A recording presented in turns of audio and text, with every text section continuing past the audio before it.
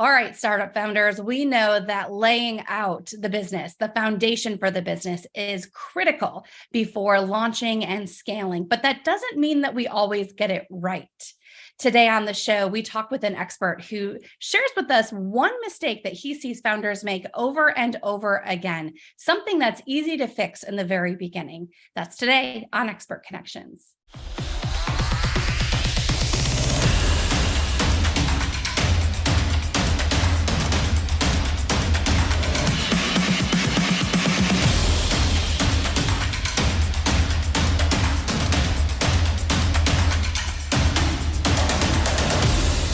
Welcome to Expert Connections. I'm Julie Holton. Our guest this week is Reuben Levinsohn. He is the founding partner of Washington Avenue Advisors and Washington Avenue Ventures. Reuben, welcome to the show. Thank you, Julie. Great to have you here, Reuben. We were just commenting, I think it's been like since the pandemic that you've been on the show. So it's been a minute more like 3 or 4 years. So glad to have you. That's like a lifetime ago now. So give us first a little snapshot of your businesses and what you do. Yeah, so Washington Avenue Advisors is our core business. It's a wealth management company, financial planning. My partners and I have together have had that going for about 20 years. And it's our core business that really got us going. But we're all entrepreneurs and we work with a lot of entrepreneurs on the wealth management side and helping them with their business planning. So 5 years ago, we launched a venture studio because a lot of the angel investing that we were doing with local startups, we realized that founders needed a lot more support and resources than just money. And so we've got a team there that works with them and getting their sustainable practices in place to grow their business from. And then last year, to kind of connect the venture studio and the wealth management company, we launched a venture fund. So we've got a seed stage fund that's got a lot of local investors, and we're helping support local entrepreneurship and innovation in the region with that fund. Reuben, one of the things that I really appreciate about you and your partners is because you're so in tune with the entrepreneurial ecosystem in Michigan, you're constantly working to fill gaps that you see and to help bridge gaps. On this show, I talk to a lot of entrepreneurs, and these are people who are experts in their field. They're maybe creating really cool and innovative new products, founders of awesome startups. But if there's one thing that a lot of these folks have in common, it's perhaps having this kind of private, quiet discomfort with dealing with their finances, whether it's on their personal side. I have folks who are just so busy, working on their business that they're not working on their own personal side of things, or even people who are really good at whatever it is that their business is, but they're not so great with dealing with the financial side. Where would you say some of the biggest gaps are in the personal and financial learnings for founders? Yeah, we have definitely been noticing that, especially over the last couple of years, working with a lot of these early stage entrepreneurs, and some of them coming through these incubators and accelerators with amazing innovations, but such a tunnel vision on, I got to raise money. And then we see them go out and have successful fundraising rounds, or we might be involved in helping them with that through our studio. And then there's some leakage of the finances after that. There's some inefficiencies, and some of it is not, it's just simple things that these young innovators haven't had a chance to get educated and equipped with how to make smart financial decisions for themselves personally, let alone a business that's raising $1 million or more. And it's becoming very significant.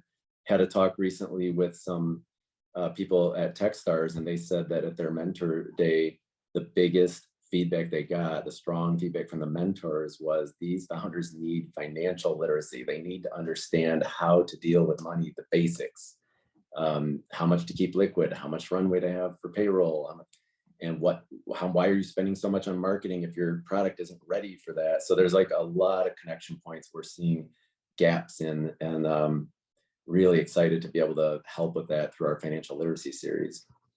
Yeah, so let's dive into some of the core components of this series, because as you mentioned, a lot of founders really need, it's like a back to the basics almost. In order to be building your business, you have to start by building it with a solid foundation in finances, where, like you said, we're talking cash flow and having runway. So where do you start in your financial literacy series? so 15 years ago, I actually developed a financial literacy series for young emerging professionals and medical professionals. And we did that for like a decade. It's a lot of the families we work with today came from that program. So we're relaunching that now for founders because of this gap we've been noticing and the feedback we've been getting.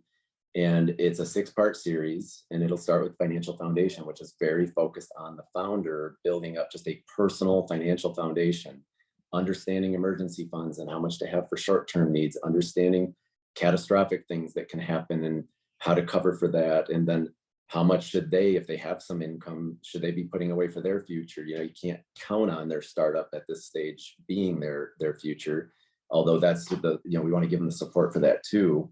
But financial foundation is the first in the series for obvious reasons. And then we go to funding your startup, because that's usually where they're dealing with a lot of decisions they have to make on how big of a round to do, what kind of a round to do. Should they raise money? Is it time to raise money? So we've covered a lot of that in the next workshop.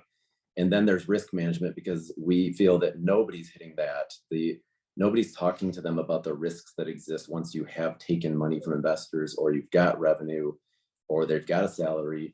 Things such as, you know, health insurance and disability insurance. What if they get hurt? What if they get sick?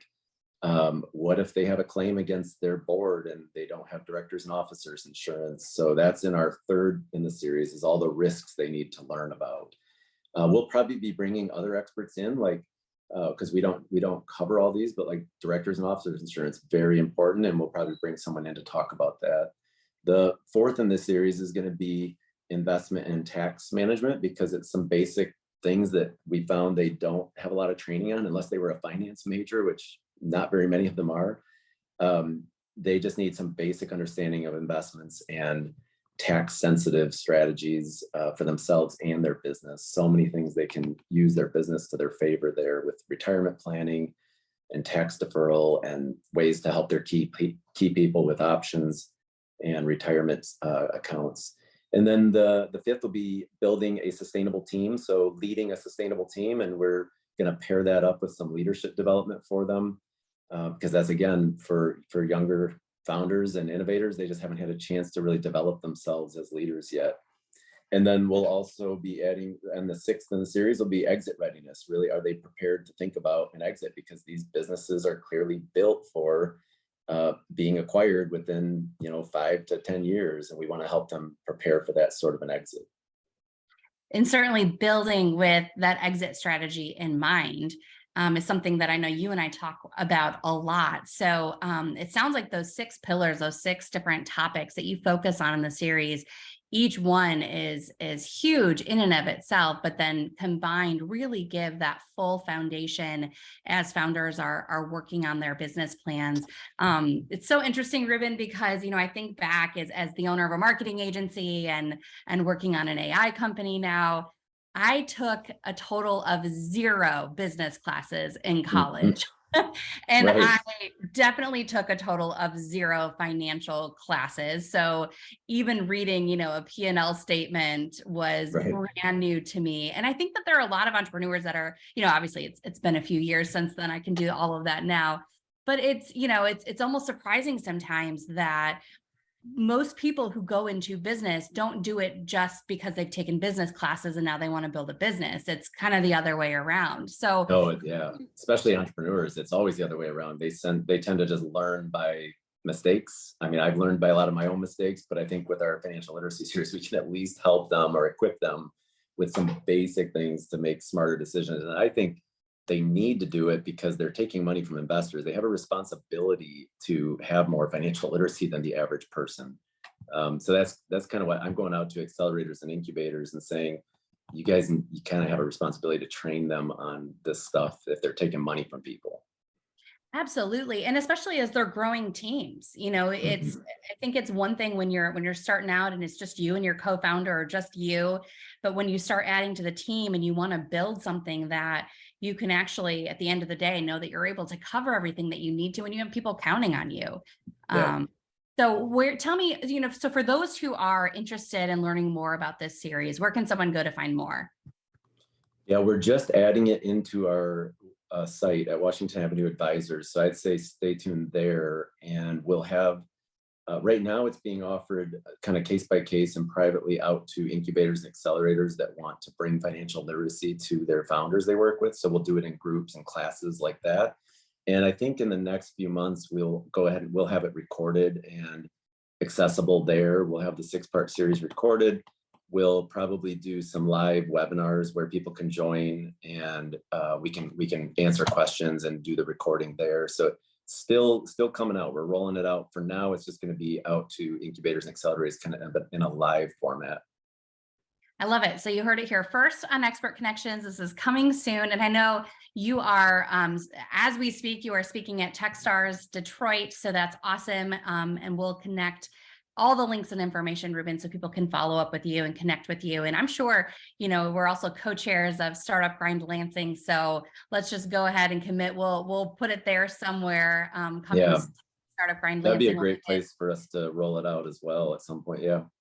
Yeah. So just startupgrind.com/Lansing. You can stay in the loop there too.